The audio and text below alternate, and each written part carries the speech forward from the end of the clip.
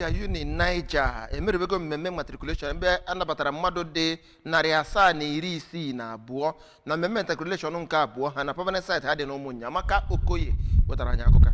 Amara Okoye ewubere ya bụ mahadum UNINIGER bụkwazi bishọp nke Niger, the Right Reverend Dr. Umuakwukwo kenele ụmụ akwụkwọ anabatala ọhụụ ma kwukwa na UNINIGER bụ ọpụrụ iche maka na ọ bụ ebe a na-akụzi asụsụ dị iche iche, ọrụ aka, ezi omume na ihe ọma dị iche iche.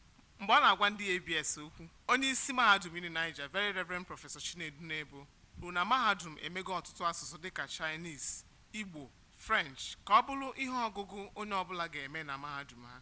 Ebe onye kwukwara okwu na ya bụ mmemme bụ Bishop Theologian Church nke Nigeria bụkwazi Bishop nke Ilesha, the Right Reverend Professor Dapo Asaju kwuru na ndị na-elekọta ụmụ akwụkwọ ọhụrụ a dịka Joseph nke akwụkwọ nsọ ka ha bụrụ ndị a na-elekwasị anya maka ọdịmma ụmụ akwụkwọ nakwasị obodo anyị. Ụfọdụ ụmụ akwụkwọ ndị a nabatara ọhụụ bụ Chinonso Nkwokora nke na-agụ Pharmacy na Ifeanyi Chikaima nke Allied Health Sciences bunyere ugwu ekene ha nye ndị mahadum maka ịnabata ha.